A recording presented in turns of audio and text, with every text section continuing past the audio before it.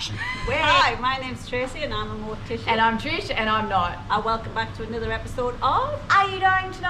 Are you dying to know? Trish is dying to know. I am. These guys are too. These guys are too. Hi. Hey everybody, how you going? Hi. What are we doing? Oh, we're introducing episode number five. Five. With Tim from the crematorium. Yeah. That's right. Sadly, it's the last one. It is, but we might go back and talk to Tim again. Yeah, I think he's got we will. lots of interesting things to tell us. So thanks heaps, Tim, for all your help and Thank for your you, information Tim. and giving us the whole afternoon and the tour. Yeah, it was awesome. It was good. Yeah, but you haven't got rid of us yet. We will be back. And today we're talking about that word. Exhumation. I don't think it's got a Q in it. What is Exhumation. it? Exhumation. Yes. Exhumation. Okay. Yes, Tim's got some stories to tell. So He has. we'll throw to that now. Yeah. And don't forget to like and subscribe. Yes. And we'll see you next week. Yeah, see you soon. Bye. Take care. Bye. Oh, soon Carl will be back. Oh, yeah. And these people are no substitute for Cal. We don't even know who these people No, were. we don't know They they just are, came and but joined us. Calvin will be back next. Oh, this is something that interested me. Why does it take a week or two to get the ashes back after a cremation? When you said if you're at a funeral service and it's a cremation and the body goes away or the coffin goes away, it's generally done within the hour. Why does it take 2 weeks? It doesn't really take 2 weeks. Usually it just takes time for the funeral director to come drive here and pick the ashes Right. up. There is a process, a time process. Yeah. Obviously there's an hour or two for the funeral. There's probably maybe, it depends because every single one is different. Yeah. But we may be waiting for a medical certificate Right. or a coroner to be involved. But from the time that we put that coffin into the cremator, you have an hour or two cycle. You need an hour for cooling. You need 10 to 15 minutes for the actual processing of the ashes.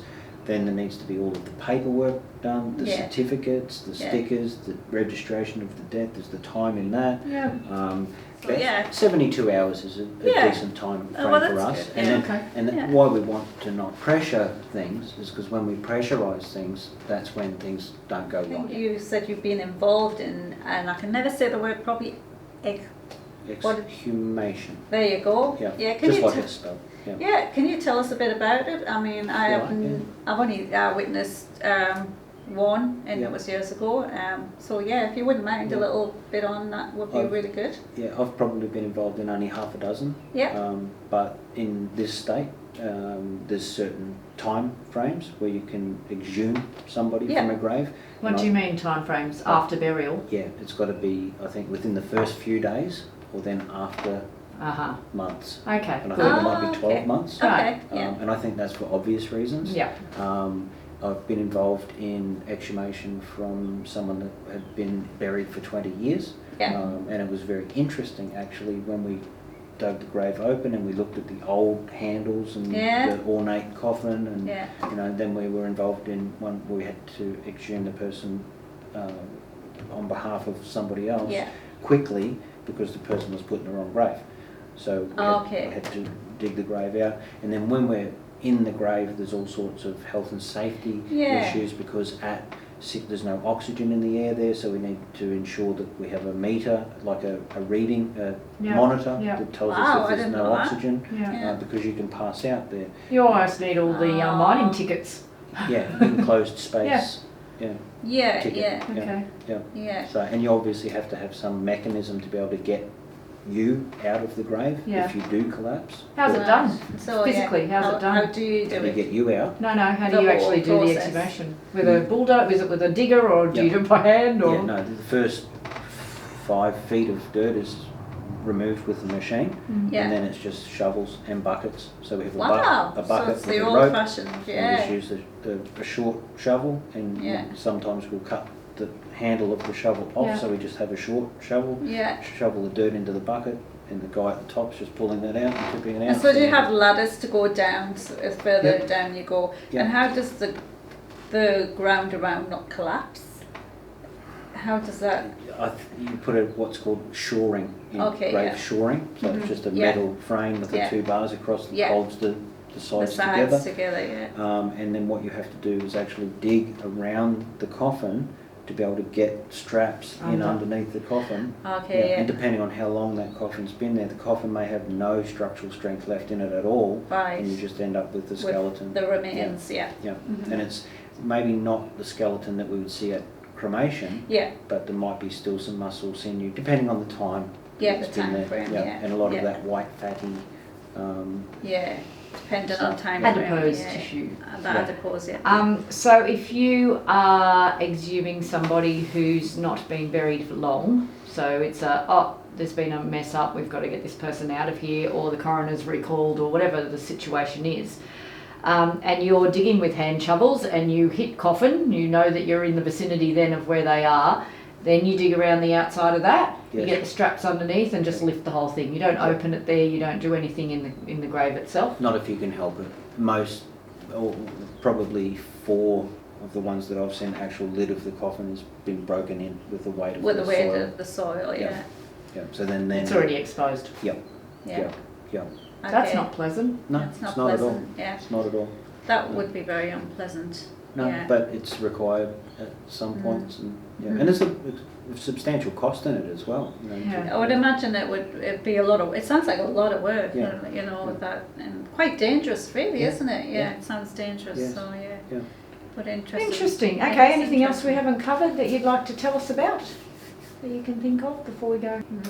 I think I'm going to leave it to you. You've asked the questions that you wanted to ask. I could talk all day on the subject. I quite like what I do, and that's good. It gives me great reward at the end of the day, knowing that we've been able to help a lot of people, and and today actually to be able to share a lot of that information, and I hope that we've been able to answer some questions. Absolutely, I hope so. So, guys. Please write in and tell us. I think we'll get a lot of interest in you, and Tim, thank you very much. It's just been amazing, and we are just. We're very honoured that we're allowed to actually come and do this. So And I might just make sure that everyone that's watching understands that this is done with respect and dignity. That's at the top of my ethos. Absolutely, definitely. Absolutely. Most definitely. And another thing too, I think, is if this raises any questions for anyone, if this has sparked anything, ask us your questions and we can pass them on to Tim, and I'm sure he wouldn't mind answering them via email for us. We can get back to you. Or maybe down the track we can come and cover off on those for you and do another film. Later on, that would be really good. But it's an interesting topic, and it's an area that a lot of people don't get to see inside or it is to know much about. But it's something that it's more and more popular. It's as land becomes scarce. I'm assuming in Australia anyway, the majority of people are cremated. 70 to 80%. There you go. 70 to 80%. Other countries are 95%. Wow. America is just tipping over 50%. Right. Oh yeah, so because it's mainly burials in America, but I have read about that it is going towards the cremations now. So somebody actually wrote in a question, and it was regarding whether we lift bodies out of graves after 50 years and cremate them to make room for new plots, because they do that in some countries. I think they do that in some countries. I think Greece has that. I think I've read about Greece where they you can buy the land for a certain amount of time, but you can re-buy it if you don't want. Do we have a law like that here? I don't think it's a law. I think it's a local cemetery thing. It's called lift and deepen. Really? Yep. Oh well, there you go. And what does that mean what exactly? Does it mean? It means remove the person, dig the hole deeper, and put them down, and then put somebody else on top. Their own someone else, like someone related to them, family. but not. Oh, okay. Right. Okay. And that's a whole topic for another day, is natural burial.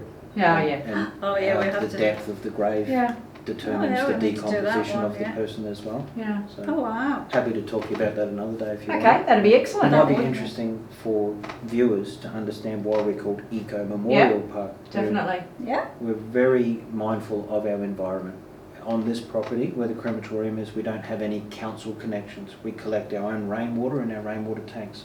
We have septic systems, so there's no sewage connection, so everything is redistributed for irrigation. We collect all the water on the property in dams from the rain for irrigation. Every building has solar panels on it, bringing and sending that back to the power grid. We use low watt bulbs in all of our things here, and because we're having such a substantial impact on the environment with the heat coming out of those cremators, we have to do something to give back. The solar Balancing and the lights it, and the septic and the collection of rainwater and the recycling of water. Yeah. That's it is in a nice area out here. It's setting a lovely... Beautiful. So, we're going to sign off now, guys. Yeah, so thanks guys. Stay safe. See you next time. Bye. Thanks, Tim. Thank you, Tim. All right.